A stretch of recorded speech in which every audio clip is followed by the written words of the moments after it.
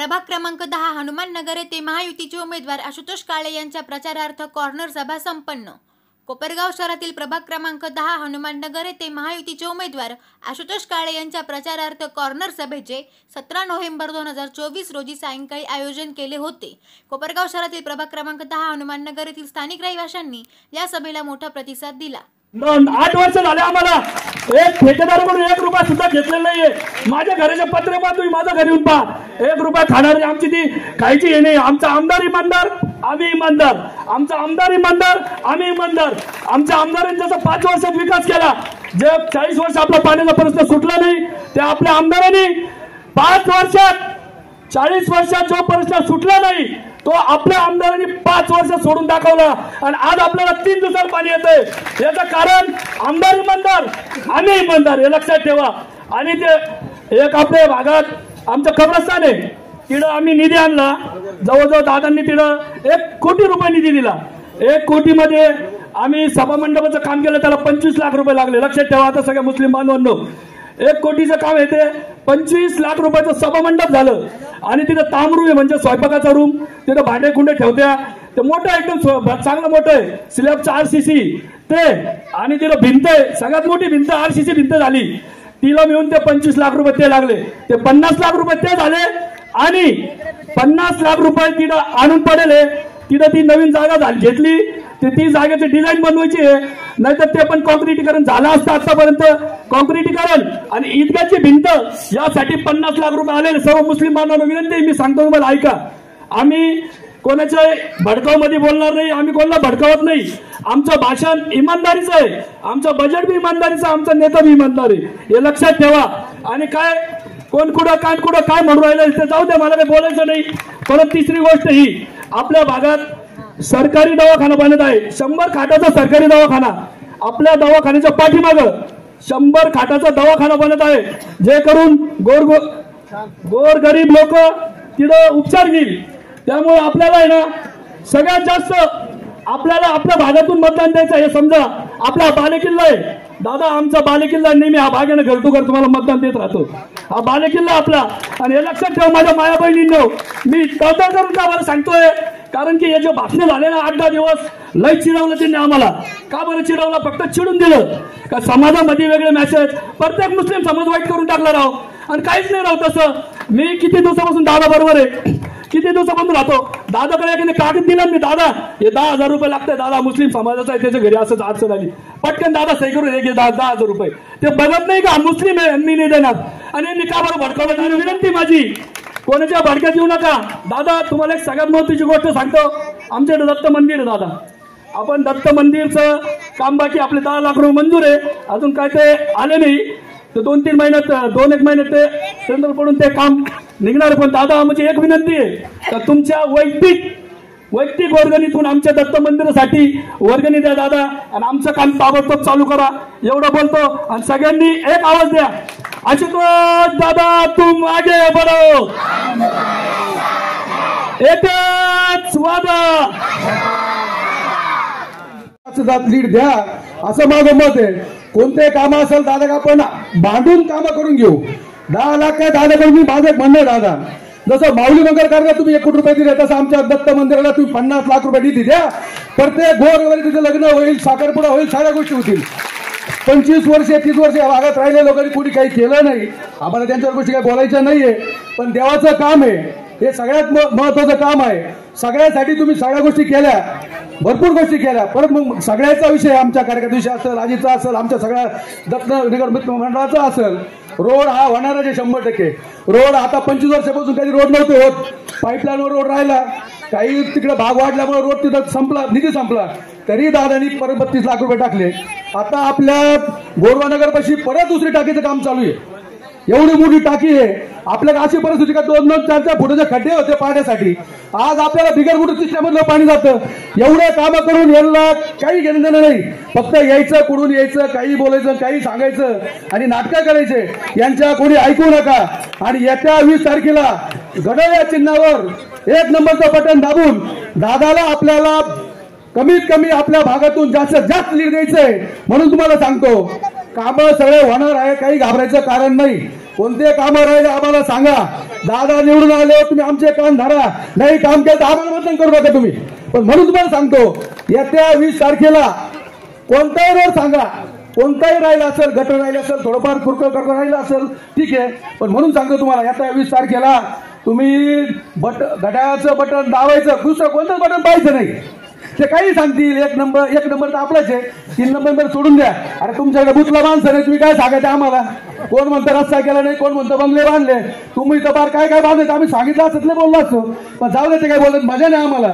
म्हणून सांगतो इकडून येते अहो त्यांना गल्ली 4 माणसं भेटायला, बाहेरून माणसं आली इकडून तिकडून, कोणी नाही भेटलं, 2 बाहेर इथं. मग काय तुम्ही काम करायचे? जे माणसं काम करते ही जनता आहे. आम्ही जर काम नसते आमच्यापर्यंत आले बी नसते, हे लोक आले नसते, एका शब्दावर आली पब्लिक. आणि आम्ही जर त्याच्या गोष्टी आपल्या कशा करायचे? म्हणून सांगतो दादा आता तर निवडून तुम्ही घेणार आहे, हे काय वगैरे घे, म्हणून आपले मत पुढे वाया घालू नका, विचारपूर्वक करा. काही येतील जातील, काही सांगतील. मुस्लिम बांधवाला माझं सांगणं आहे, ते सांगतील काही म्हणतील, त्यांच्या धापला पडू नका. आपल्याला इथंच राहायचंय, आपल्याला राहायचं कुठे इथंच आहे. आपल्याला काय तिकडे जायचं नाही, स्टँड करा इकडे तिकडे. कोणी येईल काही बोलत तुम्हाला सांगतो, सोडून द्या. आपला माणूस आपल्यासाठी हक्काचा माणूस आहे. म्हणून तुम्हाला सांगतो 20 तारखेला फक्त काहीच पाहायचं नाही, फक्त घड्याळ एवढं बोलतो. 2 शब्द संपवतो. जय हिंद, जय महाराज. चिन्ह घड्याळ आहे, फोटोही असेल. आता माझी ओळख आहेच ना, फोटो जवळ घड्याळाचं चिन्ह असेल. त्या घड्याळाचं बटन दाबून आपण सर्वांनी ज्या पद्धतीने 2019च्या विधानसभेच्या निवडणुकीमध्ये मला भरभरून मतदान केलं, मताधिक्य दिलं, त्याच पद्धतीने किंवा त्याच्यापेक्षाही जास्त आपण 2024च्या या निवडणुकीमध्ये मताधिक्य द्यावं आणि मला पुन्हा एकदा आपल्या सर्वांची काम करण्याची संधी द्यावी, अशा प्रकारची विनंती या निमित्ताने करतो. कारण 2019च्या विधानसभेमध्ये आपण मतदान करत असताना आपल्याला जे काही शब्द दिले होते, जे काय आपल्याला वचन दिलं होतं, ते बहुतांशी गोष्टी आता पूर्ण झालेल्या आहेत किंवा पूर्णत्वाकडे जात आहे. सर्वात महत्वाचा प्रश्न म्हणजे कुठला? आपला पाण्याचा प्रश्न. आजच्या काळामध्ये 8 दिवसाआड, 10 दिवसाआड, 15 दिवसाआड, 23 दिवसाआड आपण पाणी बघितलं. म्हणून जशी निवडणूक झाली त्या कामासाठी मी कामाला लागलो, ते काम होण्यासाठी. म्हणून 131 कोटी रुपयाची पाणी पुरवठा योजना मंजूर करून आणून आपण आता 5 नंबर तलावाचं काम पूर्ण केलेलं. इथे बसलेल्या किती लोकांनी 5 नंबर तलाव बघितलाय? हात वर करून सांग. बऱ्याच लोकांनी बघितलंय. तर आपण 3 दिवसाआड पाणी केलेलं आहे. आपल्याकडे एवढा पाणी साठा झालेला आहे का तुम्हाला आपण दिवसाआडही पाणी देऊ शकतो. करायचं का दिवसाआड? नाही मानता येत.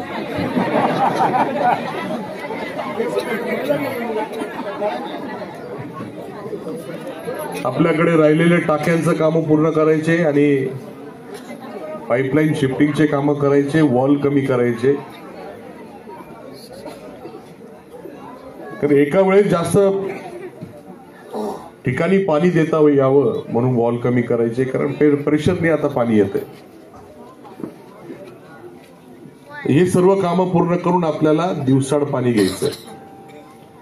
आणि ज्या पद्धतीने 5 नंबर तलाव पूर्ण केला त्या पद्धतीने आपल्याला 1 ते 4 तलाव पूर्ण करून रोज पाणी घ्यायचंय.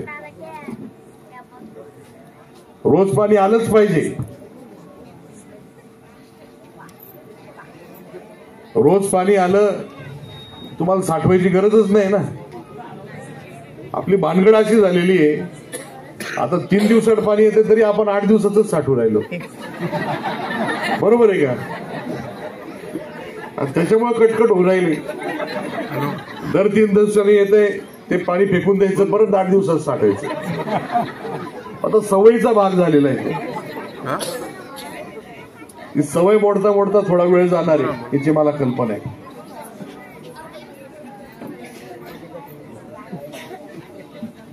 तीन दिवसाआड झाल्यानंतर 3च दिवसात साठवायचं, दिवसाआड झाल्यानंतर दिवसाच साठवायचं, रोज म्हटल्यानंतर साठवायचीच गरज नाही. तेव्हा आपल्याला रोजही पाणी घ्यायचंय. यासाठी मला राहिलेले कामं पूर्ण करायचे. नुसतं पाण्याचा प्रश्न नाही, तर आपले रस्ते असतील, गटारी असतील, या सर्व गोष्टींसाठी आपण निधी मंजूर करून ठेवलेला आहे. ही आचारसंहितेचा काळ आला, सलग 3 आचारसंहिता आल्या. लोकसभेची आली, शिक्षण मतदारसंघाची आली, आता विधानसभेची आली, आणि म्हणून आपल्याला 4-6 महिने काही कामं करता आली नाही. आपला निधी मंजूर आहे, तुमचे कामं संपून जातील पण निधी संपणार नाही, एवढे निधी मंजूर आहे.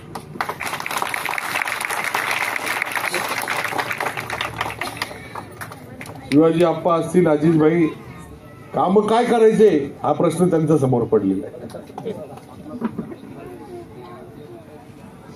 सगळे कामं करून तरी 30 लाख रुपये निधी राहतोय तुमच्या प्रभागाचा. त्या 30 लाखाचं करायचं काय हा प्रश्न त्यांच्या समोर पडलेला आहे.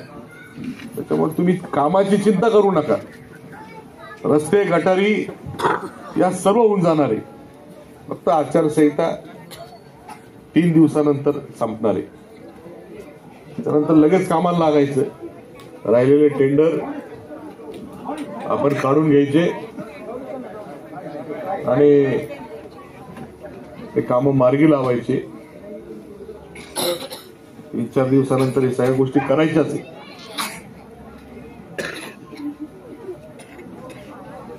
तू एवढ्यावर आपल्याला थांबायचं नाही. आपल्या भागातील अनेक तरुण आहेत, अनेक माता भगिनी आहेत ज्यांना छोटा व्यवसाय काहीतरी चालू करायचा. म्हणून शहराच्या मध्यवर्ती ठिकाणी आपण व्यापारी संकुल मंजूर करून आणलेले. बस डेपोच्या इथे व्यापारी संकुलाचं काम चालू झालेलं आहे. नगरपालिकेसमोर 2 व्यापारी संकुल आपण त्याचं काम आता चालू करणार आहे आचारसंहिता संपल्यानंतर. बाजारतळाकडे अजून एक व्यापारी संकुल आपण करणार आहे. शहरामध्ये अजून 3-4 ठिकाणं आहे जिथे आपल्याला व्यापारी संकुल करायचे. पंचायत समितीचे क्वार्टर असतील तिथं एक चांगलं व्यापारी संकुल करायचं.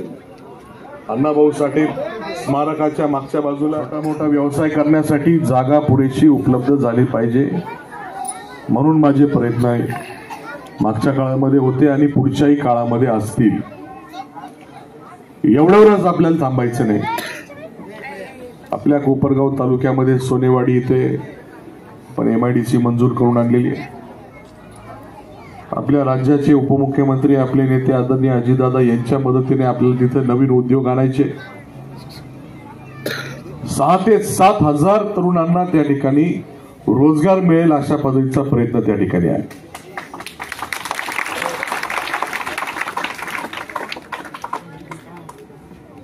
आपल्याला तेवढ्यावर पण थांबायचं नाही. आपल्या कोपरगाव शहरामध्ये स्टेशन रोडच्या बाजूला 433 एकर जमीन शासनाची आहे.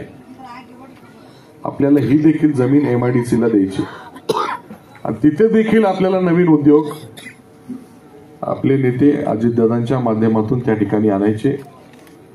तिथे देखील लोकांना रोजगार मिळतील. आपल्या तरुण असतील, आपले माता भगिनी असतील, या सर्वांना कुठला ना कुठला रोजगार त्या ठिकाणी उपलब्ध होईल यासाठी माझे प्रयत्न असतील. 2 पैसे आपल्या घरामध्ये आले पाहिजे हा प्रयत्न माझा त्या ठिकाणी असेल. 2 पैसे आपल्या घरामध्ये आल्यानंतर आपल्या मुलांचं शिक्षण असेल, आपल्या घरातले लग्न असतील, दवाखान्याचा खर्च असेल, कुठल्याही गोष्टीला आपण ते वापरू शकतो. म्हणून या सर्व गोष्टी आपल्याला या पुढच्या काळामध्ये करायच्या. अजितभाईंनी सांगितलं आपल्या परिसरामध्ये माऊली मंगल कार्यालय इथे नवीन भव्य असं मंगल कार्यालय आपण उभारणार आहेत. त्याचं देखील टेंडर होऊन आता आचारसंहितेच्या नंतर त्याचंही भव्य काम त्या ठिकाणी होणार आहे. 1000-1500 लोक बसतील एवढं मोठं मंगल कार्यालय त्या ठिकाणी होणार आहे. ते पण नाममात्र दरामध्ये तुमचं काय असेल ते ठरवून घ्या. मोफत द्यायचं तर मोफत द्या, मोफत द्यायचं ठरवून मोफत द्या. काय आपल्या गरीब कुटुंबातील सदस्यांसाठी द्या. हे काय कोणाच्या मालकीचं नाही, शासनाच्या माध्यमातून ते आपण उभारणार आहे. त्याच पद्धतीने आपण आताच जे काही ग्रामीण रुग्णालय आहे 30 बेडचं आहे, त्याच्या पाठीमागे आपण 100 बेडचं उपजिल्हा रुग्णालय त्या ठिकाणी उभारतोय. त्याचं कामही चालू झालेलं आहे. त्या माध्यमातून आपले गरीब कुटुंबातील रुग्ण असतील त्यांना त्या ठिकाणी उपचार घेता येतील अशी सर्व सोय आपण या 5 वर्षामध्ये केलेली. अनेक शासकीय इमारती झालेल्या आहेत. ते आता आपल्या शहरामध्ये वैभव घालणाऱ्या त्या इमारती असणार.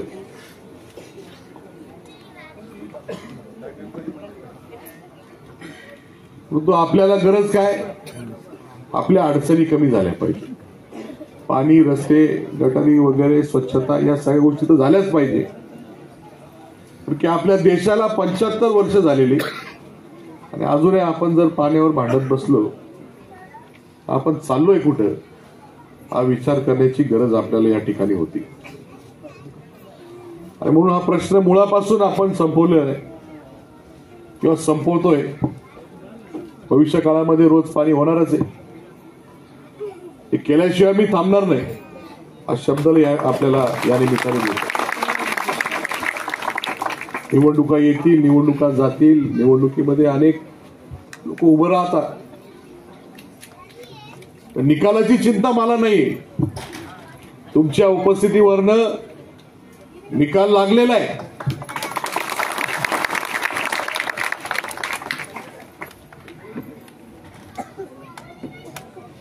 या निमित्ताने आपल्याला विनंती आहे,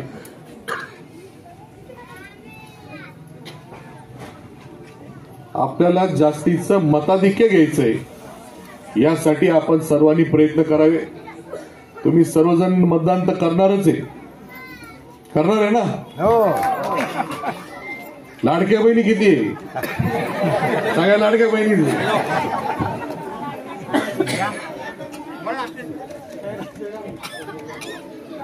लाडक्या बहिणी यांनी तर ठरवलेलं आहे, ठरवलंय ना लाडक्या बहिणींनी. 1 नंबर बटन चिन्ह. तुमचं मतदान नाही आहे, तुम्ही थांबा आता. काय तुमचा आवाज आहे ना मला. 1 नंबर बटन चिन्ह.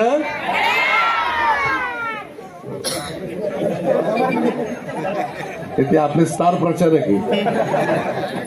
अजून मतदान नाही आहे पण जोरात ते भावी नगरसेवक आहे.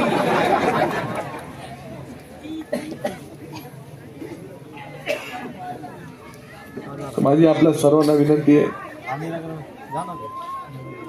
आपलं मताधिक्य एवढं असलं पाहिजे. आपल्या 12 नंबर प्रभागाचं रेकॉर्ड शहरामध्ये झालं पाहिजे. एवढं मतदान आपण त्या ठिकाणी करा. 1 नंबरचं बटन काढा.